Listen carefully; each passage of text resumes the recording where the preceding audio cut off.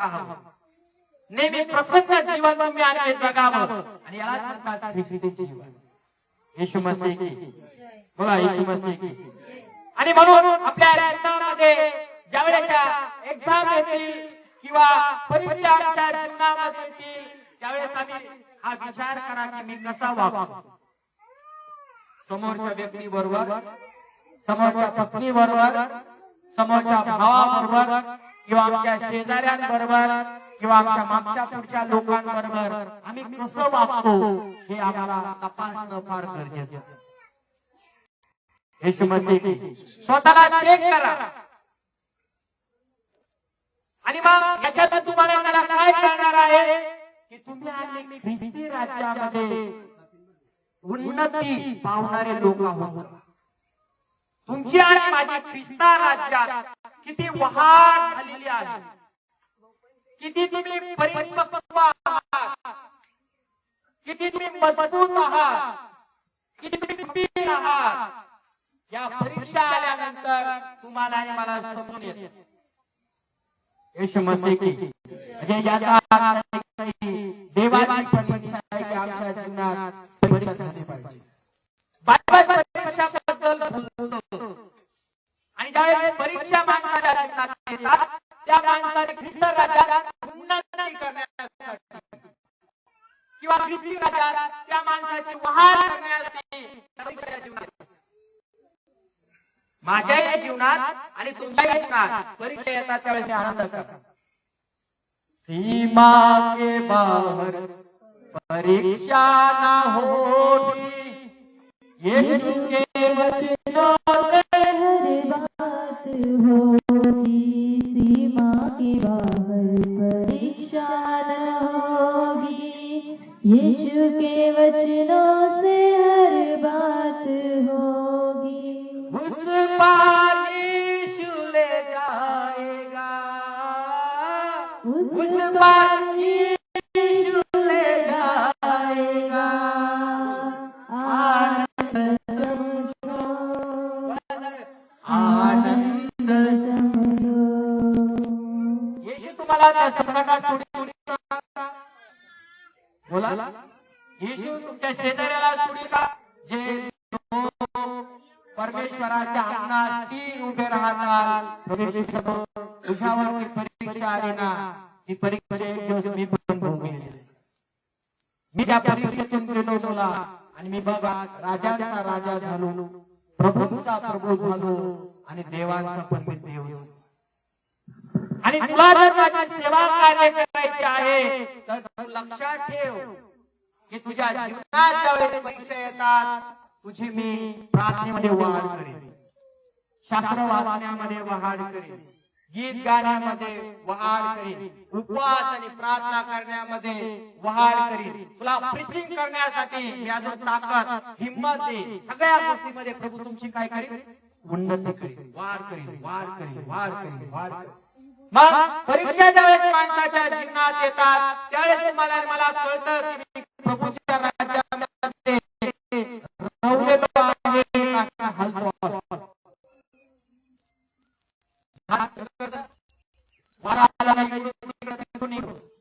पण रवलेले लोक असतात, परमेश्वराच्या अंगणामध्ये राहणारे लोक असतात, ते स्थिर उभे असतात.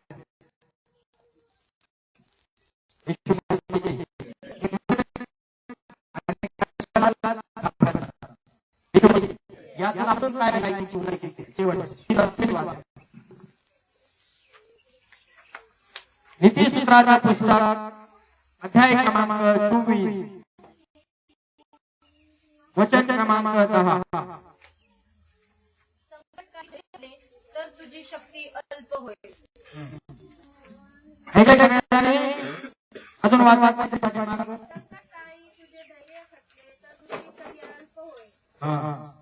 संकट काळामध्ये तुझे धैर्य जर खचले, काय खचले? धैर्य जर खचले तर तुझी शक्ती म्हणा कशी आहे? म्हणा सगळे कशी आहे? म्हणा थोडी आहे. मनाचा थोडी आहे. जे लोक आत्मिक जीवनात आत्म्याने बलवान होतात, कशाने? शरीराने नाही बरं का, कसे? आत्म्याने बलवान किंवा परिपक्व. आणि आत्म्याने जर तुम्हाला मला बलवान व्हायचं असेल, तुम्हाला मला पवित्र शास्त्रावरती चिंतन आणि मनन करण्याची गरज आहे. आज हे करण्यासाठी लोकांना वेळ नाही आहे, समय नाही. बरोबर आहे नाही? आणि तुम्ही काय करू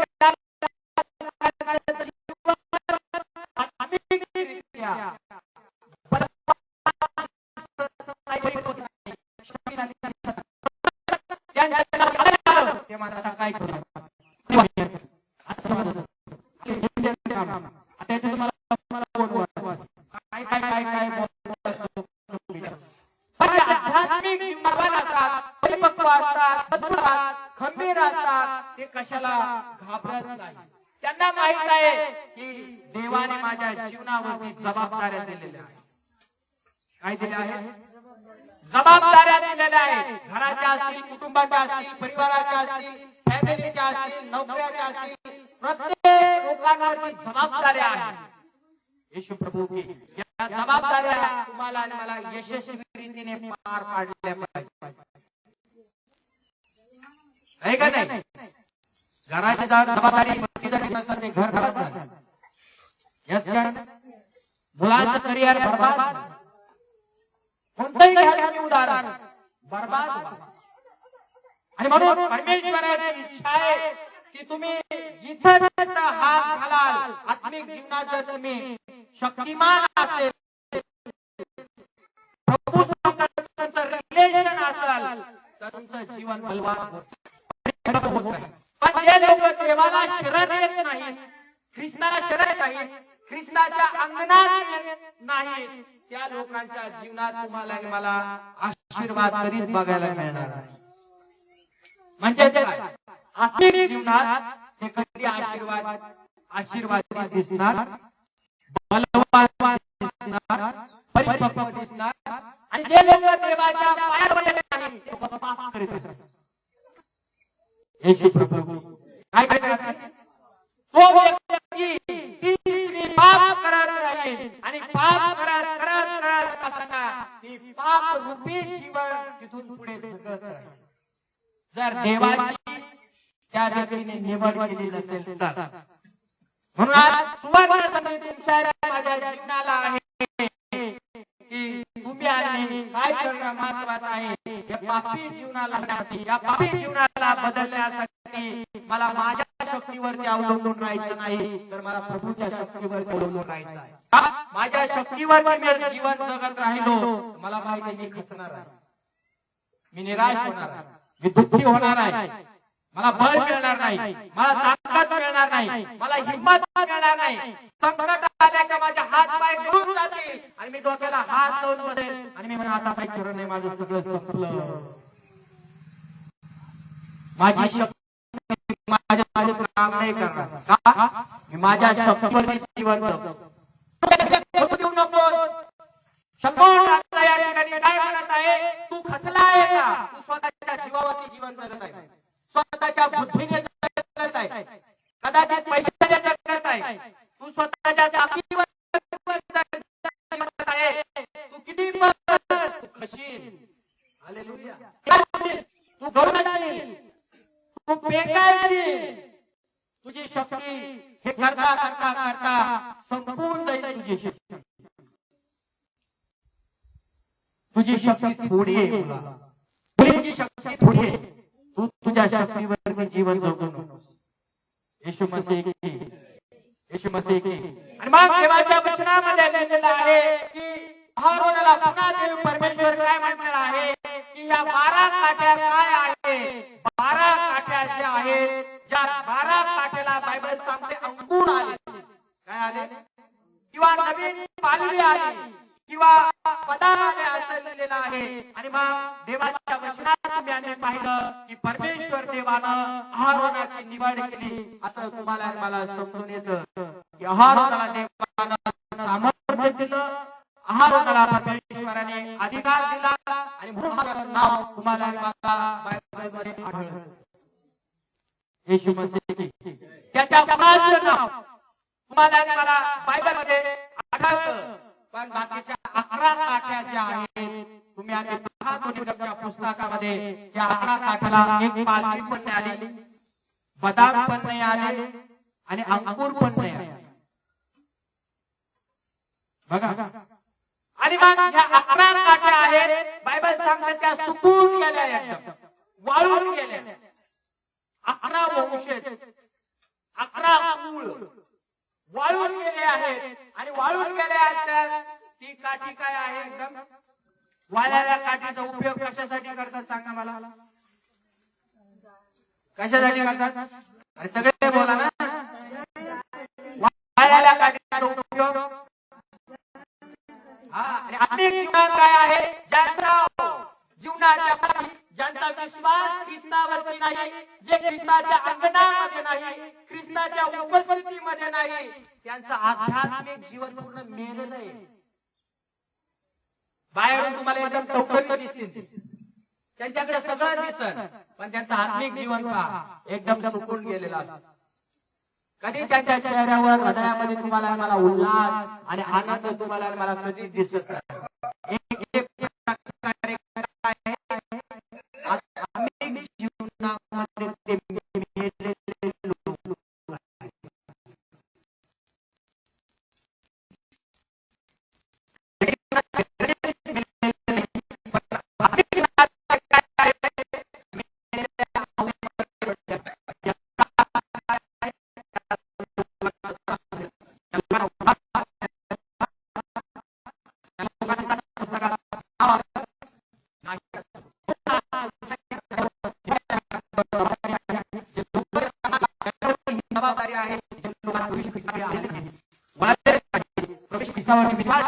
अशा लोकांच्या उद्धारासाठी तारणासाठी त्यांना पाप क्षमा मिळणारा प्रभूची भेट व्हावी, गाठ व्हावी म्हणून त्यांच्यासाठी प्रार्थना करा. असं बघा की माझा तारण झालंय, असं माझा उद्धार झालाय, माझ्या घरापासून मोक्ष मिळाला, माझं घर समृद्ध झालंय, आम्ही स्वर्गाचा मार्ग निवडलाय, स्वर्गात आम्ही जाणार, नरकात गेले तरी चालतंय. लय प्रभू लय पास्टर त्यांनी मला त्रास दिला, जाऊ द्या प्रार्थना करू त्यांच्यासाठी. मी नाही प्रार्थना नाही करणार की त्यांच्यासाठी. तुमचं नाव जीवनाच्या पुस्तकात आलंय, तुम्ही देवाच्या अंगणात आलं, तुमचं तारण झालेलं आहे. आम्ही काही मेले होते तर आम्ही सजीव झालेले आहात, संजीवनमध्ये आणि माझ्यामध्ये आलेला आहे. तुमचं आणि माझं कर्तव्य आहे जगातल्या लोकांसाठी प्रार्थना करा की ते नरकात जाऊ, बोला ते नरकात जाऊ नये. ज्यावेळेस तुमच्या आणि माझ्या जीवनात परीक्षा येतील, नाना प्रकारच्या परीक्षा येतील, त्यावेळेस तुम्ही आणि काय केलं पाहिजे? सर्वदा देवाची स्तुती करा. काय करा? गाणे गात बसा, देवाने वोट दिले, देवाने हात दिले, घराचा दरवाजा बंद करा आणि टाळ्या वाजवत बसा, गाणे गात बसा. जर तुम्हाला घरात देवाच्या मंदिरात तुम्ही काय करा, या परीक्षेच्या वेळामध्ये देवाच्या आनंदाने टाळ्या वाजवत बसा, स्तुती करा, स्तुती करा, स्तुती करा, स्तुती करा. स्तुती के बेस्ट पे चिंताओं को भूलकर स्तुति में मगन हो जावे, प्रभु में मगन हो जावे. परीक्षा सांगा, कोणाला सांगत नका बसू, या आणि काय आवाज देवाची काय करा, स्तुती करा, बंधन तुटते. म्हणाला आमेन. बंधन तुटली हे शिकणं मला फार गरजेचं आहे. येशू मसीह की देवाचे लोक आहेत, परीक्षा आल्यानंतर त्यांना कळून, त्यांना समजून, त्यांना उमजून की त्यांचं आध्यात्मिक जीवन थंड आहे, कोमट आहे का ऊन आहे. परीक्षा आल्यानंतर माणूस कसा होतो, गावाळून जातो.